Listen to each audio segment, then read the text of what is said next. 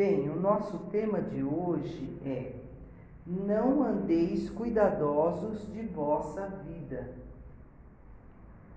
Na nossa atual situação, não é? O mundo atualmente se encontra numa situação periclitante, não é? As pessoas vivem hoje assim num clima de incerteza, um clima de insegurança, não é? Com medo, não é assim? E como disse Paulo em uma carta a Timóteo, nos últimos dias sobrevirão tempos difíceis. E parece que esses tempos difíceis estão aí, não é? É como se houvessem nuvens negras sempre pairando sobre nós. Não dá essa impressão, não é? Parece que tem sempre nuvens carregadas sobrevoando sobre as nossas cabeças, não é? Prenunciando que vem tempestade violenta por aí. E é assim que a gente vem se sentindo atualmente, não é? Todas as pessoas se encontram ansiosas, não é? Fica aquela coisa: o que será que vai ser de mim? No dia de amanhã, como será? Não ficam? Está todo mundo dessa maneira, nessa nossa atual situação. A criatura vive preocupada: o que será da minha vida? O meu emprego, os meus negócios, a minha família, a minha saúde. Está sempre preocupada, não é? Sempre com essa ansiedade: como vai ser? E aquela insegurança: e o dia de amanhã, como será? Não tem mais aquela certeza. As pessoas têm medo, estão sempre atormentadas, não é? A ansiedade vem crescendo, o número de pessoas ansiosas vem crescendo a cada dia, não é? E isso é uma neurose. A ansiedade é uma neurose, é um problema psicológico, não é? E as pessoas vêm desenvolvendo isso, a ponto do nosso país, o Brasil, ser o campeão mundial de pessoas ansiosas. Olha isso, né? O Brasil é o campeão de criaturas ansiosas. E a ansiedade, ela influencia nas glândulas, não é? E acaba produzindo adrenalina em excesso, não é? E acaba por estimular em demasia o sistema nervoso. E aí a criatura acaba o quê? Prejudicando a saúde do corpo. Porque o ansioso, ele quer controlar tudo. Ele quer controlar as pessoas, as situações. Ele fica planejando para que tudo dê certo, para que tudo aconteça da maneira que ele quer. Não é assim? Ele chega ao ponto de querer controlar o amanhã. Só que tem um ditado que diz, né, que o amanhã a Deus pertence. E de fato, não é? De fato. Então não dá. Nós podemos planejar as coisas, mas a programação é divina, não é nossa. A gente planeja, mas a programação é do Pai do céu, não é nossa. Não é verdade? Então é preciso se controlar. Existe uma historinha de um rapaz que tinha verdadeiro pânico de viajar de avião. Para ele era a pior coisa do mundo ter que fazer uma viagem de avião, voar. E ele então lá na antessala do aeroporto, esperando o momento de embarcar no avião, ele já estava em pânico ali, suando frio, torcendo as mãos, e aquele desespero. Ele olhou do lado, tinha um menino, uma criança, bem tranquilo, o menininho estava lá, olhando uma revistinha em quadrinhos. Ele falou, meu Deus, esse menino vai embarcar no mesmo avião que eu e está assim sossegado? Tá? Pois é, aí chegou a hora do embarque, eles entraram no avião e qual a surpresa que o menininho sentou na poltrona do lado dele. Falou, puxa vida, o menino tranquilo. Pegou lá umas canetinhas e começou a colorir uma daquelas revistinhas de colorir, bem tranquilo. O avião levantou voo e ele lá desesperado, agarrado na poltrona, com medo já, né? E o menino bem tranquilo do lado dele. O voo foi seguindo, mas em determinada parte da viagem teve lá uma turbulência, né? Pegou uma turbulência e o avião começou a sacudir todos os barulhos lá. Ele entrou em pânico, agarrado já ali a ponto de ter um ataque, olhou para o lado e o menininho continuava bem tranquilo colorindo a revistinha dele. Oh meu Deus, como é que pode esse menino?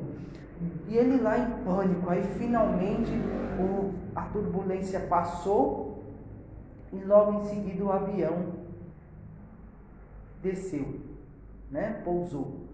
Aí ele então olhou para o menino e falou, nossa, eu estou admirado da sua tranquilidade, menino, como você consegue? Aí o menino olhou para ele e o homem falou para ele, você como consegue ficar assim calmo? Eu estava em pânico e você aí tão tranquilo. O menino olhou para ele e falou, eu estou calmo porque quem estava pilotando o avião é o meu pai. Aí ele, puxa vida, que confiança, né? E aí essa historinha nos serve para quê? Para que a gente compreenda que quem está no controle das nossas vidas? O Pai do céu, não é? Deus, o nosso Pai, está no controle da nave, né? Da nossa vida. Então por que a gente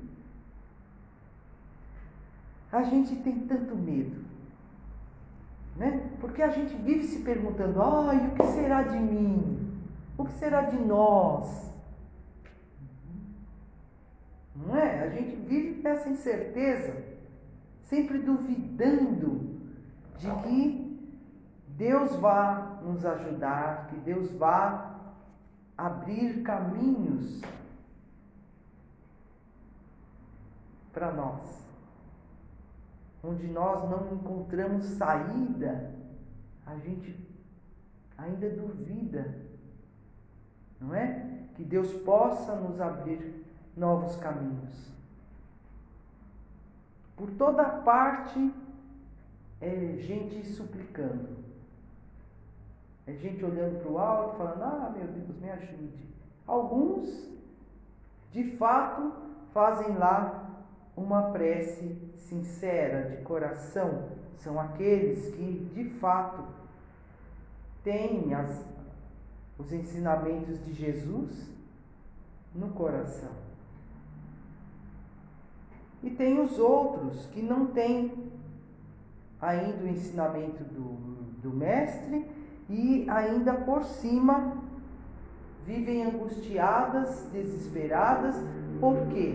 Porque elas não têm o entendimento das leis divinas, de que a vida ela é regida por uma lei que se chama causa e efeito.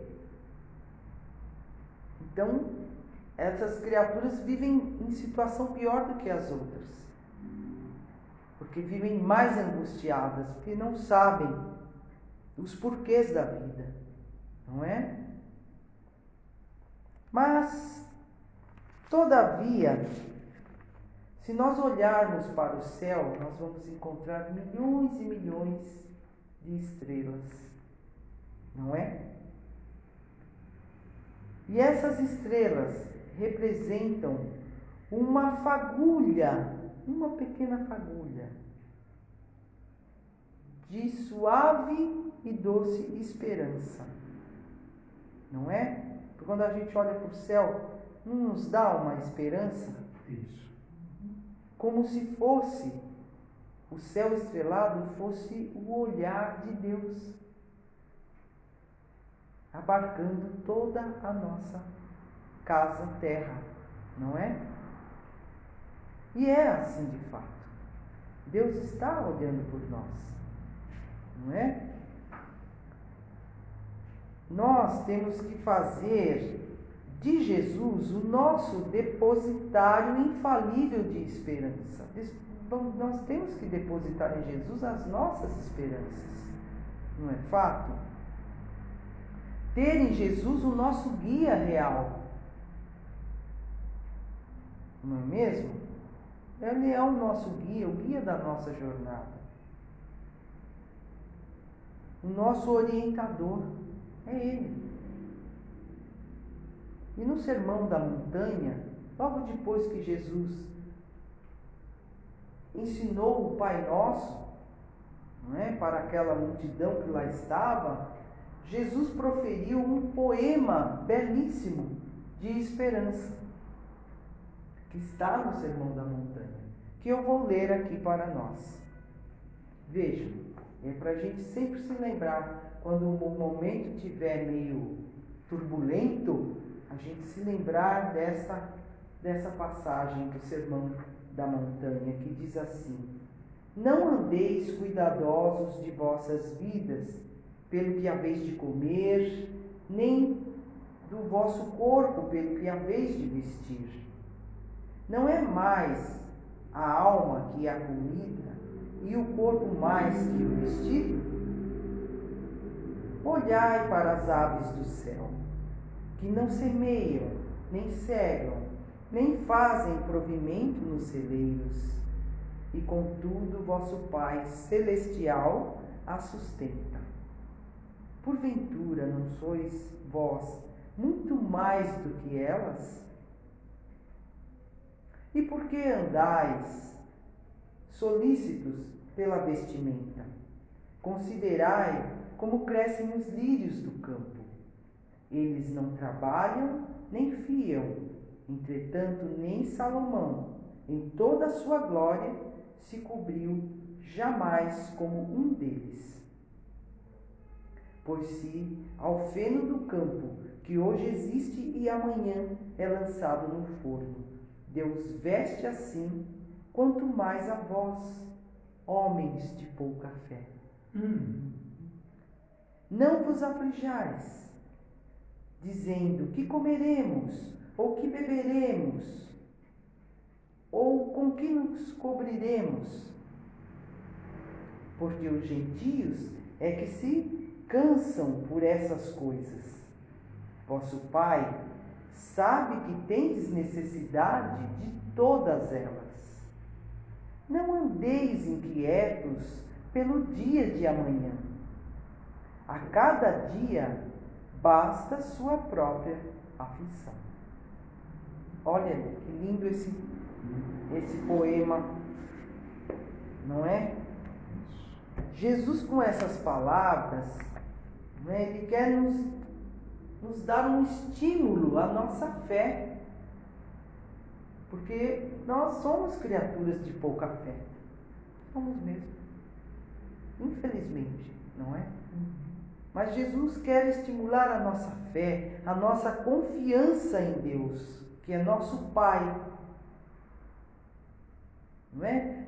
É um Pai de infinita bondade que não vai desamparar jamais os seus filhos, não vai abandonar sequer um de nós. Ele não nos abandona, Ele não nos desampara. Não é? O Pai sabe sim de todas as nossas necessidades. Ele sabe que aqui no mundo nós temos as nossas necessidades, não é? Que precisamos do alimento para nutrir o corpo, que precisamos da vestimenta para nos cobrir, para nos proteger do frio, que precisamos de um abrigo para nos amparar da chuva, do sol, do vento, do frio. O Pai sabe de tudo isso, não é? Então essas palavras de Jesus é um louvor à bondade do nosso Pai, não é? Porque o Pai derrama bênçãos sobre todos nós, sobre todos os filhos igualmente, né? Então, estamos sempre cobertos pelas bênçãos do Pai, estamos sempre amparados pelo amor do nosso Pai do céu. A gente precisa ter certeza disso. Fato. Infelizmente a gente ainda vacila muito. Vacila muito.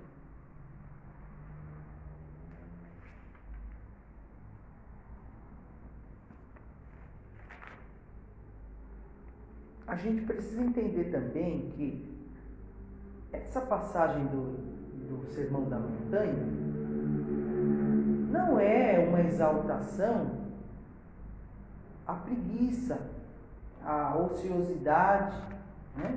Seria uma grande tolice pensar dessa maneira, não é? Interpretando essa passagem do Evangelho ao pé da letra, né? Achar que a providência divina vai dar tudo para nós de mão beijada, sem o nosso mínimo esforço. Não é isso. Porque afinal o trabalho é uma lei da natureza, não é? O trabalho é o que traz o progresso. E quando a gente fala de trabalho, não é só o trabalho remunerado, é todo tipo de ocupação que seja útil. É um trabalho. Não é só o que é pago. Trabalho é só aquele que a pessoa faz para ganhar um salário. Não. Toda ocupação útil é um trabalho, não é? E é através do trabalho que o homem desenvolve a sua inteligência. Senão a gente ficaria parado no primitivismo que nós éramos lá atrás. E pronto. Mas a gente evolui. A nossa inteligência se desenvolve. E é através do trabalho que ela se desenvolve. Não é? Então é uma ordenação divina que o homem ganhe o seu pão com o sustento, com o suor do seu rosto, que ele ganhe o sustento dele com o suor do seu rosto, que ele trabalhe, não é? Então, não tem nada a ver essa passagem do Evangelho com é um culto à ociosidade, as pessoas ficam de papo pro ar esperando as coisas caírem do céu. Não é isso, não é? É uma estupidez pensar dessa maneira, não é mesmo? Então Deus, nosso Pai, Ele nos ama muito mais do que a gente mesmo se ama. Não é? Então Ele vai nos deixar desamparados? Não. Não mesmo. Não é? O Pai não vai nos deixar desamparados jamais. Jamais. Mas aí eu pergunto, então, por que é que a gente tanto se inquieta com o futuro? Não é? A gente fica tão pensativo, tão inquieto, né? Com aquela incerteza do futuro. Por quê? Por que a gente é assim, dessa maneira? Porque a gente tem a fé muito pequena. Somos homens de pouca fé, como Jesus disse. Não é verdade? A nossa fé ela é muito fraca. É como uma chama de uma vela no vento. Ela fica bem, tem horas que ela fica bem pequenininha, quase apagando, não é? E eu vou dar uma desenvolvida nesse assunto da fé, buscando aqui no livro do Richard Simonetti, A Saúde da Alma, uma colocação sobre a fé que ele nos diz o seguinte: o problema da fé é que geralmente as pessoas têm precariamente até nos dias tranquilos. Né? Quando vem a noite das provações e se detenha o temporal e se desenha o temporal da adversidade, né? Quando a fé deveria brilhar mais, brilhar com maior intensidade, iluminando os caminhos e aquecendo o coração, eis que ela bruxuleia, né? Ela quase apaga, não é assim? É que raros têm a elevação espiritual de Jó. Jó conservou bom ânimo após perder todos os seus bens, após perder toda a sua família, após perder a sua saúde. E mesmo assim, Jó continuou fiel a Deus, entregando-se ao Pai resignadamente, dizendo: Deus deu, Deus tirou, bendito seja seu santo nome. E raros têm também a elevação espiritual de Paulo de Tarso, né? Paulo também dizia que a fé é o firme fundamento das coisas que se esperam e a prova das coisas que não se veem. Se Deus é por nós, quem estará contra nós? Isso são frases de Paulo, não é? Então, neles, em Paulo e em Jó, a fé era um sentimento profundamente entranhado, edificado, inabalável, capaz de enfrentar os vendavais, por mais terríveis que eles se apresentassem. E para que nós conquistemos essa fé sentimento, é preciso que a gente adquira a fé conhecimento. Nesse particular, para acalmar as nossas inquietações, só a doutrina dos Espíritos, como o enunciado das leis divinas, como a reencarnação e a lei de causa e efeito, revelando que os males que enfrentamos hoje estão associados ao mal que praticamos ontem, é que nos dá as respostas e a fortaleza necessária. O conhecimento é que vai nos dar a fé-sentimento que esses dois, Jó e Paulo, tinham, inabaláveis. Não é mesmo? E ele continua: o conhecimento sustenta nossa fé nos momentos difíceis e nos estimula ao desenvolvimento das nossas potencialidades morais, para que um dia tenhamos a fé como sentimento profundo e inabalável. Aí então permaneceremos em Deus, e Deus permanecerá em nós. Olha aí que profundidade esse pensamento do Simonetti. Excelente, né?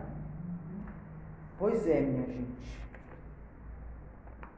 E é dessa maneira que nós perguntamos: e aí? Já estamos convencidos da generosidade do nosso Pai do céu? Ainda não? Olha. Né? Então a gente tem que viver confiante na certeza de que, segundo a orientação de Jesus, quando nós buscarmos, nós vamos achar. Né? É preciso que a gente faça o esforço de buscar, porque nós vamos achar.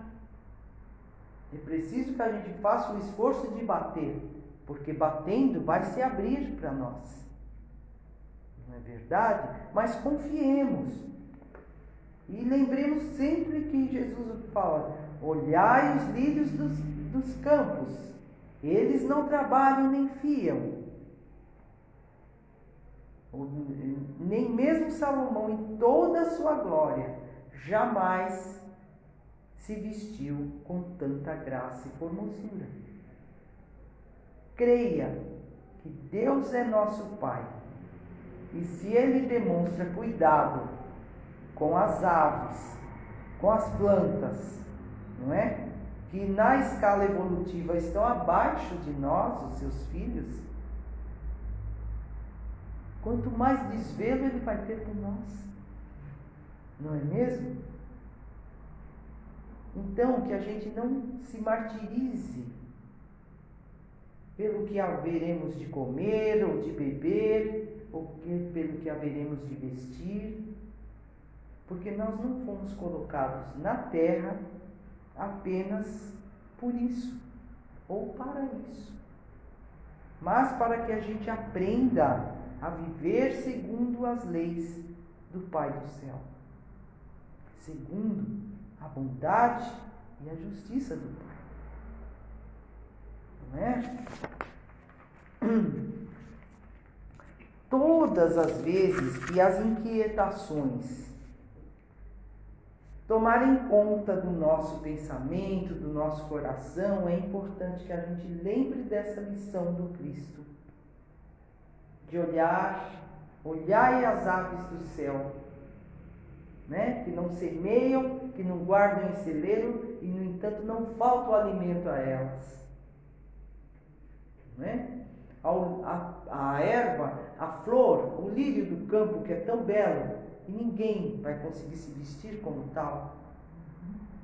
Se o Pai cuida da planta, imagine de nós. Vai cuidar. Tenha fé, acredite. Acredite. Não é? Então, que a gente nunca permita que o desânimo, que a insegurança, que a incerteza se instalem no nosso coração e na nossa mente. Confiemos em Deus. Ele é nosso Pai. Nós somos filhos de Deus. Ele nunca vai deixar os filhos desamparados. Tenhamos bom ânimo. Tenhamos bom ânimo. Nós temos os nossos amigos espirituais, nós temos o nosso anjo da guarda. Ninguém está sozinho. Confiemos. Tenhamos confiança no Pai. Sempre. Tenhamos certeza e certeza absoluta de que o Pai é por nós. Sempre. E para nós encerrarmos a nossa reflexão de hoje, eu vou ler uma mensagem de Carlos Torres Pastorino, que nos diz o seguinte: você jamais está abandonado. Absolutamente. O Pai não abandona ninguém. Ele veste de plumas multicores as pequeninas aves e enfeita de beleza e perfume as flores e não deixa morrer de fome nem os insetos e nem os pequeninos vermes. Esteja certo, não cai um fio de cabelo de sua cabeça sem que ele o permita. De modo que confie no Pai. Ele jamais te deixará desamparado. Você jamais está abandonado. Pensemos nisso. Muita paz a todos. Graças a Deus.